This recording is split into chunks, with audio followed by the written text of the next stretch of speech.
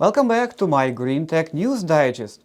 And today we are exploring how South African wine growers are adapting to climatic change and how Germany's supermarkets have slashed food waste by a remarkable 24% in just 1 year.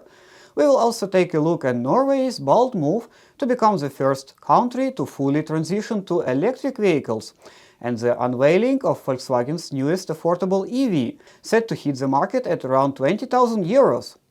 Okay, let's go! In South Africa's Cape Winelands, vineyards are undergoing a transformation to adapt to the effect of climatic change. On one farm, dry, uprooted grape vines lie at the bottom of a hilly stretch of land, making way to a new approach to viticulture.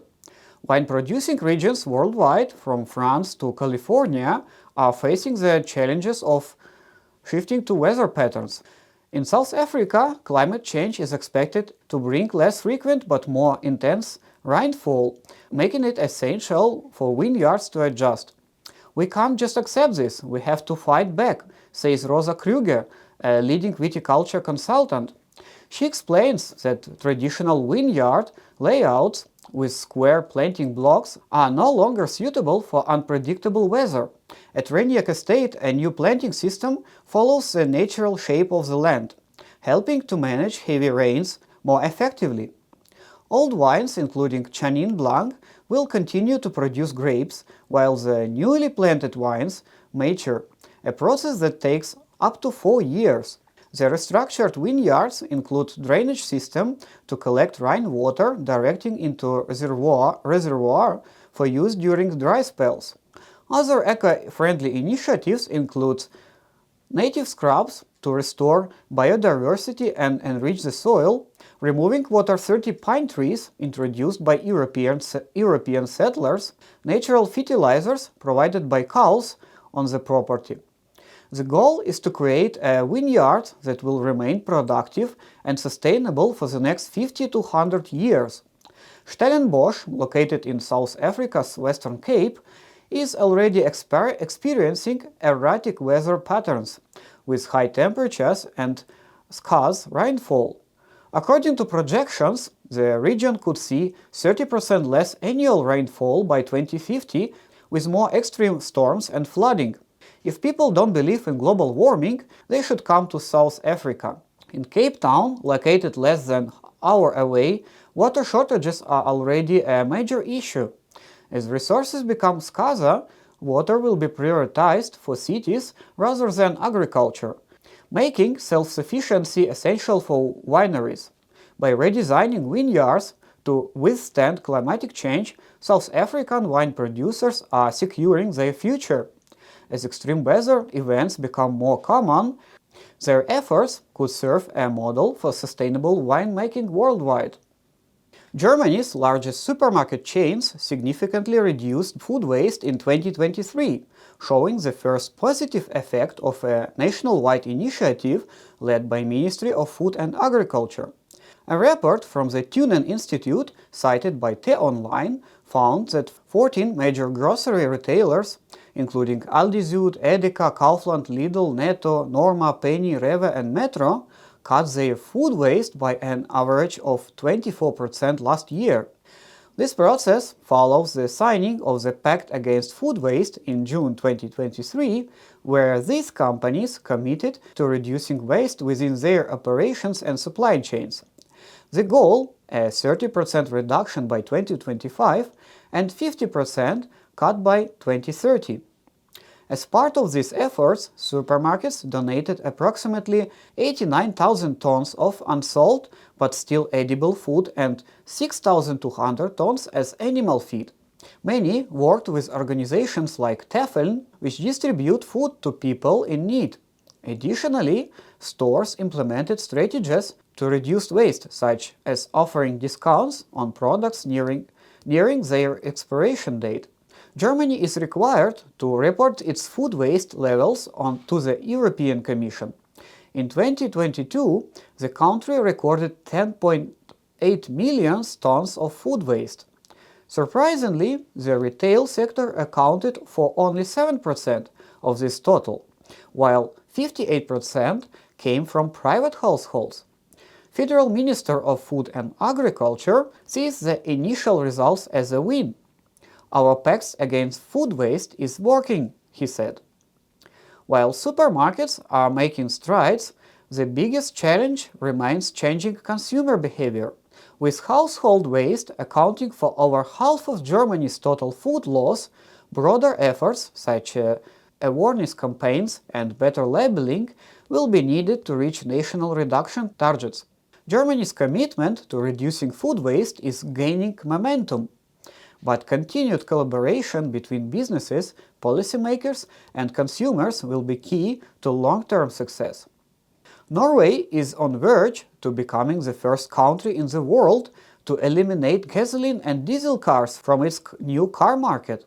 Despite being rich in oil and gas, the Nordic nation has led the way in sustainable transportation, and its shift to electric vehicles is nearly complete. EV sales in Norway have skyrocketed from less than 1% in 2010 to an incredible 89% last year. In early 2024, the momentum continued, with over 96% of new cars sold being electric, according to the Norwegian Public Roads Administration. This puts Norway close to achieving a goal set in 2017 to go fully electric. Christina Boo, head of Norwegian EV Association, believes the milestone will be reached this year. The group is even planning a celebration of February 13, saying everyone expects we will end up somewhere between 95 and 100% this year.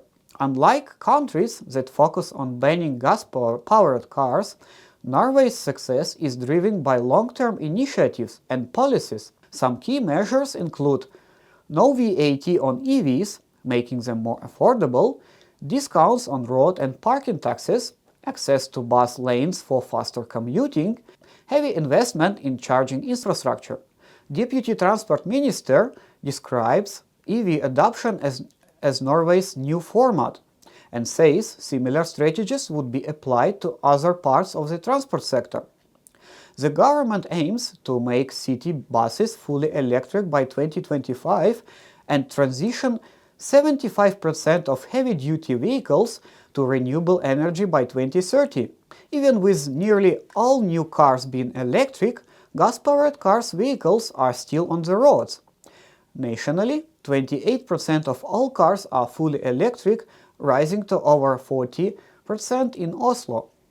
While Norway leads the world, other countries are moving slower. For example, in US, only 8% of new car sales in 2024 were electric, and in UK, almost 20% of new car registrations were EVs last year. Economists say Norway's wealth and relatively cheap electricity helped accelerate the transition. In contrast, Germany saw a drop in EV sales after suddenly cutting subsidies in late 2023. Experts don't see Norway's reversing course. Harald Niels Rostvik, a professor at University of Stavanger, highlights the many advantages of EVs. They are quiet, clean, more economical, and even status symbol for some. "We don't go back to noisy, dirty diesel cars," he says. "For most people it just wouldn't make sense." Norway's journey proves that with the right policies, an EV revolution is possible. Could other countries follow suit? Write in the comments. Volkswagen has introduced the ID EVERY1, a new all-electric concept car that will soon enter production as the company's most affordable EVs yet. With a starting price of €20,000, this vehicle is designed to make electric mobility accessible for a wider audience. Despite previous challenges in electric vehicle development, particularly with software, Volkswagen remains focused on expanding its ID lineup. The ID.4 has already gained popularity in Europe and the US, followed by models like ID.3 and ID. Buzz. Volkswagen plans to launch 9 new electric models by 2027, 4 of which will be built on the company's front-wheel drive MAB platform. Among these, the ID EVERY1 is positioned as a compact, budget-friendly option specifically designed for the European market.